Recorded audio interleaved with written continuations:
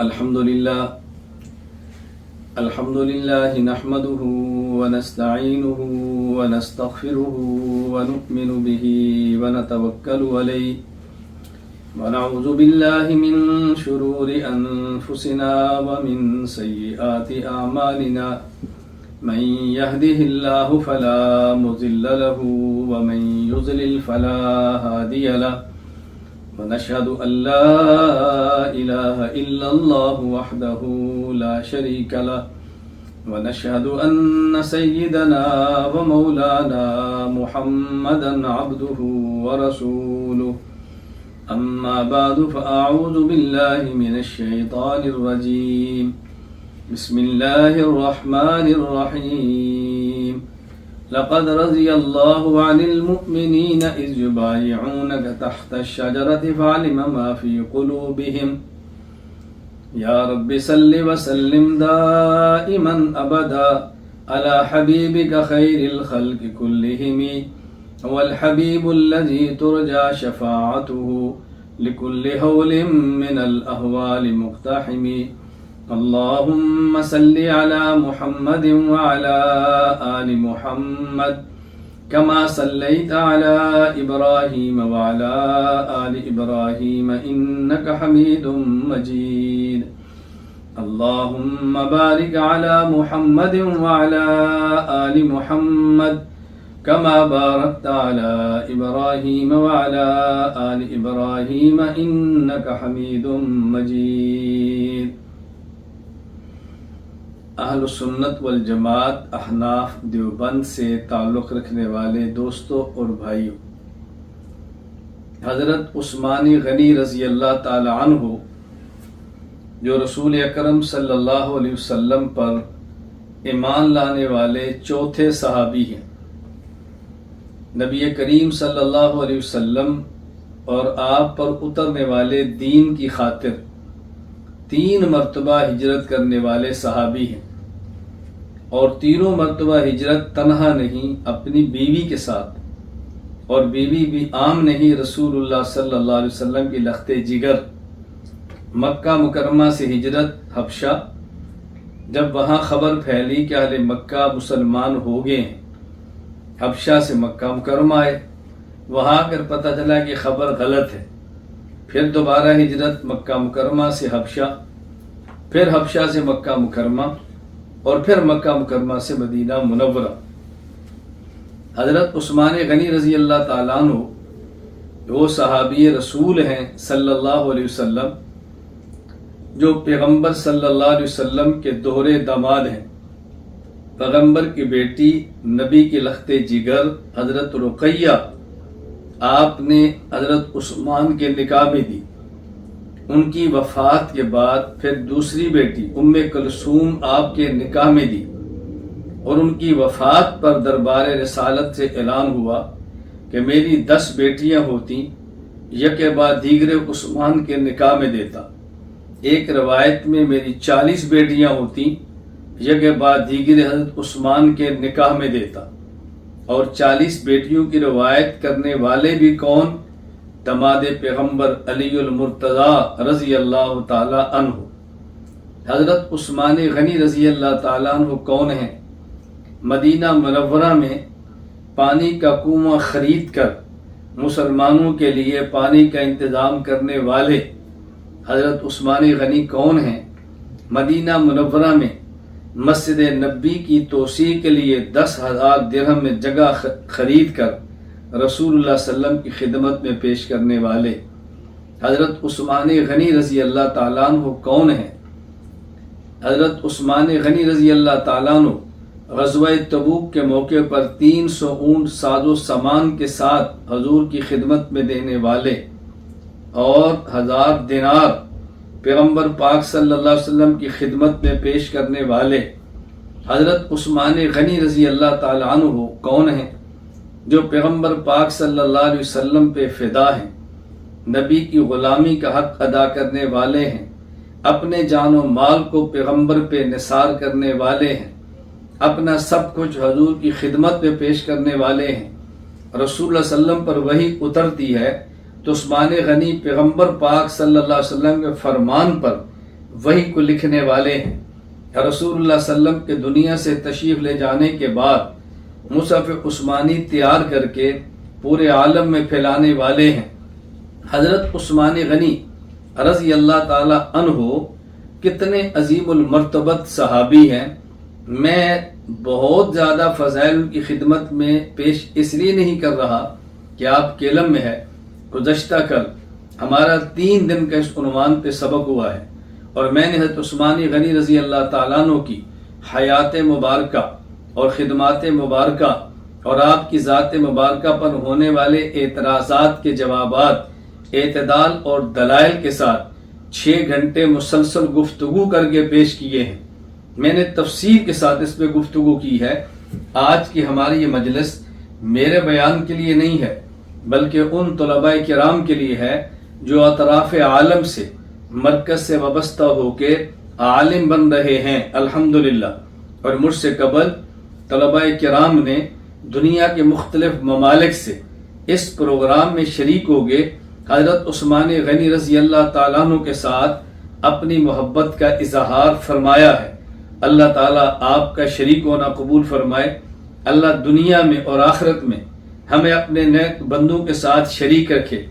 حضرت عثمان غنی رضی اللہ تعالیٰ عنہ رسول اللہ صلی اللہ علیہ وسلم کے بعد حضرت ابوبکر صدیق کے جانشین، حضرت فاروق اعظم کے جانشین عثمان غنی رضی اللہ تعالیٰ عنہ ہیں۔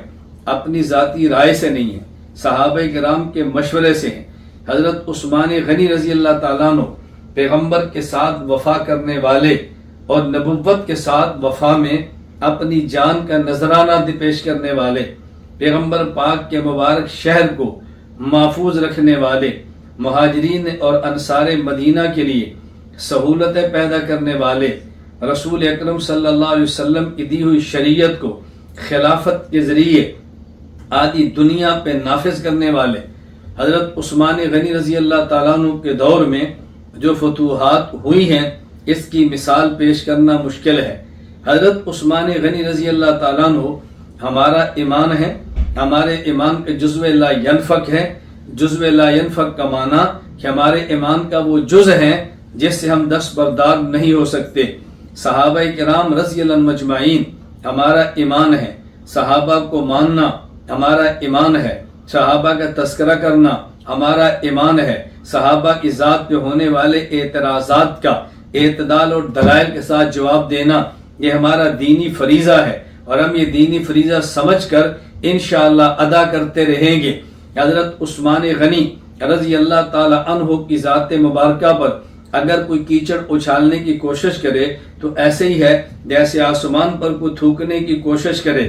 حضرت عثمان غنی رضی اللہ تعالی عنہ پر کی ذات گرامی کے بارے میں کوئی بغض اور کینہ رکھنے والا ایسے ہی ہے وہ پیغمبر پاک صلی اللہ علیہ وسلم سے بغض اور کینہ رکھے۔ اس کی وجہ میں خود نہیں کہہ رہا، ہمارے پیغمبر پاک نے خود فرمایا۔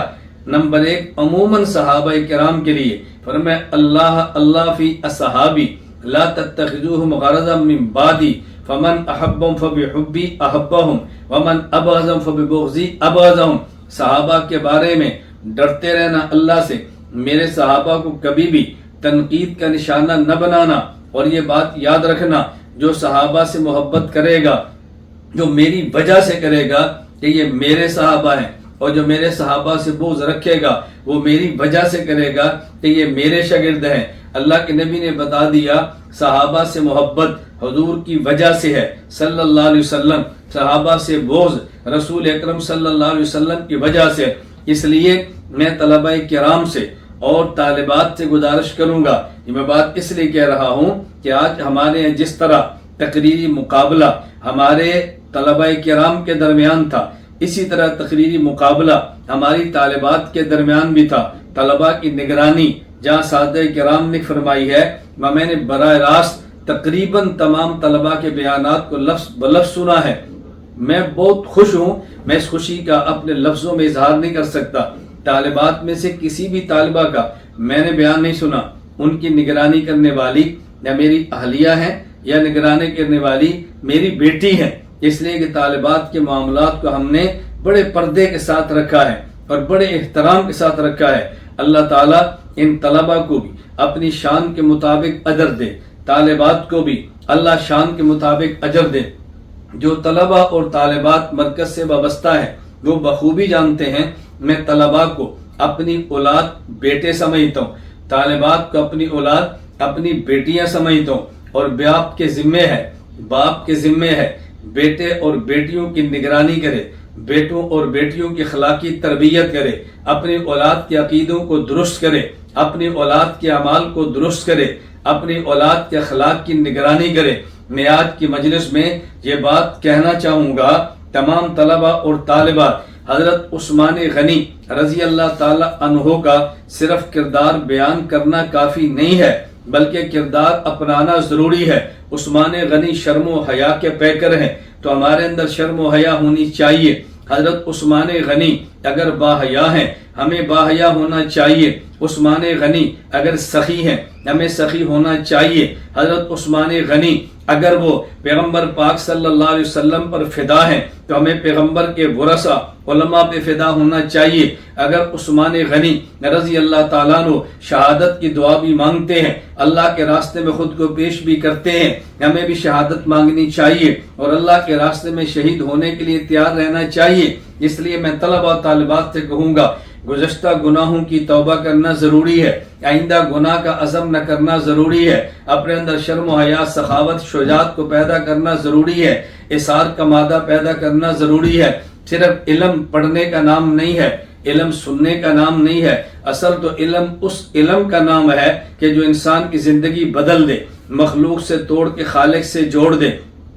مخلوق سے توڑنے کا معنی یہ نہیں ہے کہ حقوق ادا نہ کرے، شوہر ہے بیوی کا حق ادا کرے، بیوی ہے شوہر کا حق ادا کرے، باپ ہے اولاد کا حق ادا کرے، اولاد ہے تو باپ کا حق ادا کرے۔ تعلق توڑنے کا معنی یہ ہے ہم نے ناجائز امور میں مخلوق کی اطاعت نہیں کرنی، ہم نے ہر معاملے میں اپنے خالق کو ترجیح دینی ہے، اپنے خالق کے حکموں کو ترجیح دینی ہے، ہم نے خالق کے بھیجے ہوئے پیغمبر صلی اللہ علیہ وسلم کی شریعت پہ پہرا دینا ہے۔ اس کو اچھی طرح ذہن نشین فرما لیں۔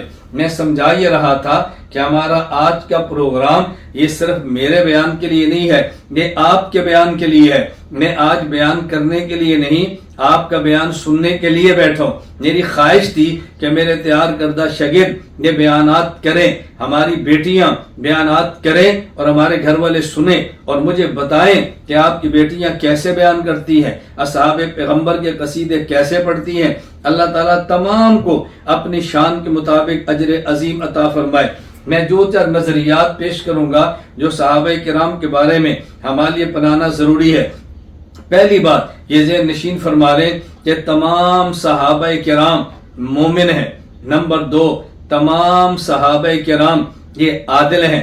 نمبر 3 تمام صحابہ کرام یہ محفوظ ہیں۔ محفوظ کا معنی گناہ ہو جائے تو اللہ ان کے نامہ اعمال میں رہنے نہیں دیتے، جہنم کے عذاب سے محفوظ ہیں۔ نمبر 4 تمام صحابہ کرام یہ عادل ہیں۔ نمبر 5 تمام صحابہ کرام یہ حجت ہیں۔ نمبر 6 تمام صحابہ کرام تنقید سے بالا تر ہیں۔ میں چند ایک نظریات پیش کر رہا ہوں، اس کو ذہن نشین فرما لیں، اس سے پیچھے نہیں ہٹنا۔ کسی صحابی پر تنقید کی کوئی گنجائش نہیں ہے، صحابی پر تنقید کی کوئی گنجائش نہیں ہے، اور یہ بات ذہن نشین فرما لیں۔ صحابہ کرام کے بارے میں نظریہ اختیار کریں۔ صحابہ کرام قرآنی شخصیات ہیں، صحابہ کرام تاریخی شخصیات نہیں ہے۔ ہم نے یہ دیکھنا ہے صحابہ کے بارے میں قرآن کیا کہتا ہے، ہم نے یہ نہیں دیکھنا صحابہ کرام کے بارے میں تاریخ کیا کہتی ہے۔ تاریخ کی وہ روایت قابل قبول ہوگی جو صحابی کے قرآنی کردار کے مطابق ہے،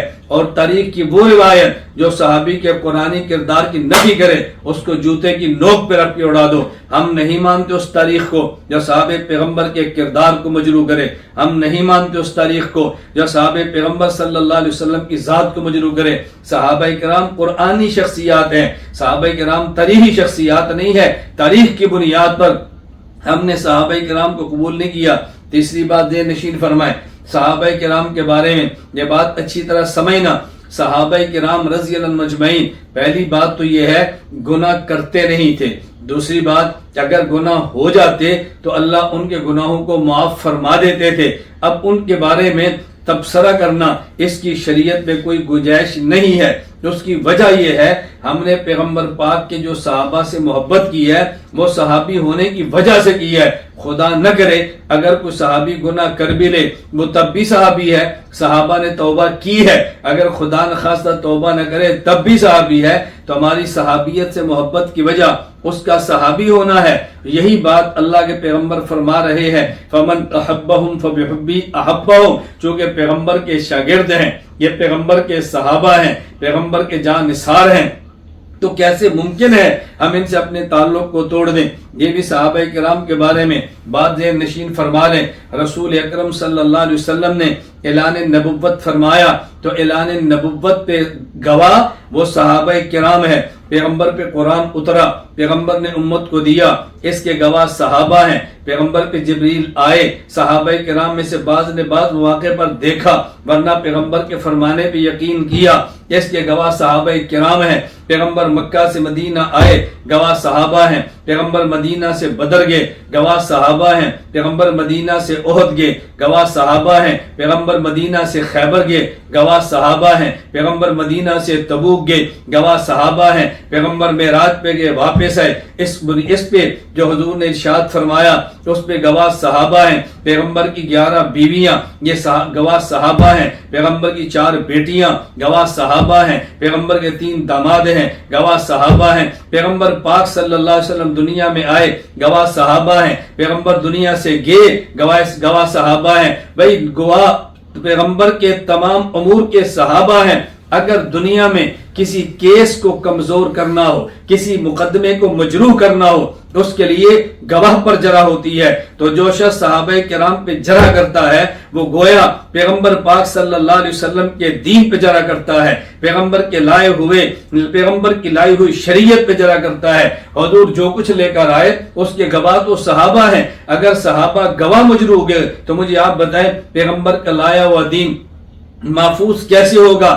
اس لیے بات ذہن نشین فرما لو کہ جو لوگ صحابہ کرام پہ جرح کرتے ہیں وہ در حقیقت صحابہ کرام پہ نہیں بلکہ بالواسطہ وہ رسول اللہ صلی اللہ علیہ وسلم کے مقدمہ رسالت پہ جرح کرتے ہیں، وہ پیغمبر پاک صلی اللہ علیہ وسلم کے مقدمہ نبوت پہ جرح کرتے ہیں۔ جب حضور نے فرمایا میں نبی ہوں، گواہ صحابہ، فرمایا میں رسول ہوں، گواہ صحابہ، میں بشر ہوں، گواہ صحابہ، مجھے اللہ نے بھیجا ہے، گواہ صحابہ۔ تو کسی بھی کیس کو کمزور کرنا ہو تو جرح گواہ پہ ہوتی ہے، اور اگر کیس کو مضبوط کرنا ہو تو مضبوط گواہ کو کیا جاتا ہے۔ اس لیے بات ذہن نشین فرما لیں، صحابہ کرام کے بارے میں رتی برابر کبھی بھی دل میں میل نہ آئے۔ اگر کبھی اشکال آئے اور اشکال کا جواب نہ بن پائے تو ہماری خدمات آپ کے لیے موجود ہیں۔ یہ نوکر کس لیے ہیں؟ ہم آپ کی نوکری کے لیے تیار بیٹھے ہیں۔ پیغمبر پاک کی ذات پر اگر اعتراض ہو دفاع ہمارے ذمے ہے، صحابہ پر اعتراض ہو دفاع ہمارے ذمے ہے، اگر عقائد پر دفاع ہو اعتراض ہو دفاع ہمارے ذمے ہے۔ انشاءاللہ ثم انشاءاللہ میرے اللہ نے چاہا ہم اپنی استطاعت کے مطابق یہ فریضہ ادا کرتے رہیں گے، لیکن یہ بات ذہن نشین فرما لو، ہم گالی کے ساتھ نہیں، ہم جھگڑے کے ساتھ نہیں، ہم تشدد کے ساتھ نہیں، ہم خانہ جنگی کے ساتھ نہیں، ہم صحابہ کرام کا اور پیغمبر پاک کا اور اپنے عقائد کا دفاع کریں گے، اعتدال سے کریں گے، دلیل سے کریں گے، اللہ نے توفیق عطا فرمائی تو اخلاص سے کریں گے انشاءاللہ ثم انشاءاللہ۔ میں نے آپ کی خدمت میں عرض کیا تھا کہ ہم نے اس سے پہلے بھی بعض عنوانات پہ گفتگو کی ہے، آئندہ بھی کریں گے۔ ہم نے طے کیا ہے کہ جس طرح توحید باری پر تفصیلاً گفتگو کی ہے اور تحریریں لکھ دی ہیں، ہم نے پیغمبر پاک عصمت نبوت پہ گفتگو کی ہے، تحریریں لکھ دی ہیں، حیات الانبیاء پر گفتگو کی ہے، تحریریں لکھ دی ہیں، عقائد پر گفتگو کی ہے، تحریریں لکھ دی ہیں۔ ہم انشاءاللہ ثم انشاءاللہ جس طرح مقام اور دفاع صحابہ کے عنوان پہ سبق بھی پڑھایا، تحریر بھی آ گئی، انشاءاللہ کتاب بھی آئے گی۔ ہم صدیق اکبر رضی اللہ تعالیٰ عنہ کی حیات و خدمات، اعتراضات اور جوابات اس پہ بات کریں گے۔ حضرت فاروق اعظم رضی اللہ عنہ حیات و خدمات، اعتراض اور جوابات اس پہ بھی بات کریں گے۔ عثمان غنی رضی اللہ عنہ کی حیات و خدمات، اعتراضات و جوابات پہ بات کی ہے۔ حضرت علی المرتضی رضی اللہ عنہ حیات و خدمات اور آپ پر اعتراضات و جوابات، اس پر بات بھی کریں گے۔ حضرت امیر معاویہ رضی اللہ عنہ کی حیات و خدمات اور اعتراضات کے جوابات، اس پہ ہم بات کر چکے ہیں۔ حسنین کریمان رضی اللہ تعالی عنہما، ان کی حیات و خدمات اور ان پر ہونے والے اعتراضات کے جوابات، اس پہ بات نہیں ہوگی۔ پیغمبر پاک کی ازواج مطہرات حیات و خدمات، اعتراضات و جوابات پہ بات ہوگی انشاءاللہ۔ پیغمبر کی بنات طاہرات، ان پر انشاءاللہ حیات و خدمات، اعتراضات و جوابات پہ بات ہوگی انشاءاللہ ثم انشاءاللہ۔ 10 محرم سے قبل ہماری تفصیل گفتگو 3 دن کی حضرت حسین رضی اللہ عنہ پر بھی ہوگی۔ نمبر وار ترتیب کے ساتھ یہ گفتگو چلتی رہے گی۔ ہم انشاءاللہ کوشش کریں گے گفتگو ریکارڈ بھی کرائیں، آپ کو سبق بھی پڑھائیں اور آپ کی خدمت میں فائلیں بھی پیش کریں اور کتابیں بھی چھوائیں۔ میں نے آپ سے پہلے عرض کیا تھا، اللہ تعالیٰ عافیت عطا فرمائے، اللہ میں توفیق عطا فرمائے، اللہ میں قبول فرما لے۔ ہم نے نیت کیا کہ انشاءاللہ پورے عالم میں ایسے افراد تیار کرنے ہیں جو عقائد کے لیے متکلم ہوں اور جو مسائل کے لیے مفتی ہوں اور جو اصلاح النفس کے لیے مربی ہوں۔ ہم نے ایسے مراکز تیار کرنے ہیں جو عقائد کے لیے درس گاہ بھی ہوں، مسائل کے لیے دار افتاء بھی ہوں اور اصلاح نفس کے لیے خانقاہ بھی ہوں انشاءاللہ۔ مجھے امید ہے آپ تمام طلبہ سے، مجھے امید ہے آپ تمام طالبات سے کہ آپ اس طرح ہمارے ساتھ کھڑے ہوگے جس طرح اولاد باپ کے ساتھ ہے، جس طرح بیٹا باپ کے ساتھ ہے، جس طرح بیٹی اپنے والد کے ساتھ ہے۔ آپ ساتھ رہو گے تو انشاءاللہ ہمارے لیے کام کرنا آسان ہوگا۔ میں اس کے لیے آپ طلبہ اور طالبات سے گزارش کرتا ہوں، آپ دعا بھی کریں، آپ دوا بھی کریں اور خود کو اس کے لیے تیار کریں۔ میں نے آپ سے وعدہ کیا تھا، آپ کو یاد ہوگا میں نے وعدہ کیا تھا اور میں نے کہا تھا آپ خدشات کو جھٹک دیں، اپنے دماغ کو لائن پہ لگا لیں، آپ میرے ساتھ لگے رہیں 4 سال تک اس کورس میں انشاءاللہ ثم انشاءاللہ۔ میرے اللہ نے توفیق عطا فرمائی، ہم آپ کو بولنے والی زبان دیں گے۔ اللہ نے توفیق عطا فرمائی، ہم آپ کو لکھنے والا قلم دیں گے۔ اللہ نے توفیق عطا فرمائی، ہم آپ کو شجاعت اور غیرت دیں گے۔ اللہ نے توفیق عطا فرمائی تو گناہوں سے بچ بچ کے چلنا سکھائیں گے۔ میرے اللہ نے توفیق عطا فرمائی تو ہم انشاءاللہ ظلم سہ کر ظلم نہ کرنا آپ کو سکھائیں گے۔ میں نے کئی بار آپ کی خدمت میں عرض کیا ہے، یہ بات دے نشین فرما لیں۔ میں طلبہ اور طالبات میں بات کہہ رہا ہوں، میرے حوالے سے کوئی اعتراض کرے، آپ کو جوابات کی ضرورت نہیں ہے، آپ اسے کہہ دو ہم نے اس کو معصوم سمجھ کر قبول نہیں کیا، ہم نے عقیدے کے دفاع کے لیے قبول کیا ہے، ہم عصمت نبوت کے لیے قبول کیا ہے، اس کے دلائل کی بنیاد پہ قبول کیا ہے۔ میری ذات کیا ہے؟ میری ذات کچھ بھی نہیں ہے۔ میں اس لیے کئی بار کہتا ہوں، میں نے آج تک بحمد اللہ تعالی اپنے اہل حق کے خلاف نہ کبھی بولا ہے، نہ اہل حق کے خلاف کبھی لکھا ہے، نہ بولیں گے نہ لکھیں گے۔ ہم عثمان غنی رضی اللہ عنہ کے پیروکار ہیں۔ حضرت عثمان غنی رضی اللہ عنہ اپنی جان تو دے گئے ہیں لیکن اپنی خاطر تلوار اٹھنے نہیں دی۔ ہم انشاءاللہ الزام سہتے رہیں گے، ظلم سہتے رہیں گے، لوگ اعتراض کرتے ہیں برداشت کرتے رہیں گے، لیکن دین کے معاملے میں آنچ نہیں آنے دیں گے۔ میں نے اور آپ نے دین کا سپاہی بننا ہے، میں نے اور آپ نے دین کا خادم بننا ہے، میں نے اور آپ نے دین کا نوکر بننا ہے، اور ہم نے انشاءاللہ ثم انشاءاللہ پوری زندگی اس کام پہ لگا دینی ہے کہ اگر میرا اللہ ہماری جان، ہمارے مال، ہماری عزت، ہماری اولاد، ہمارا گھر سب کچھ اپنے دین کے لیے قبول فرما لے تو اللہ کی قسم یہ میرے اللہ کا احسان ہوگا۔ اللہ مجھے اور میری نسلوں کو دین کی مقبول خدمت کی توفیق عطا فرمائے۔ اللہ آپ کو بھی اور آپ کی نسلوں کو دین کی مقبول خدمت کی توفیق عطا فرمائے۔ وآخر دعوانا ان الحمد للہ رب العالمین۔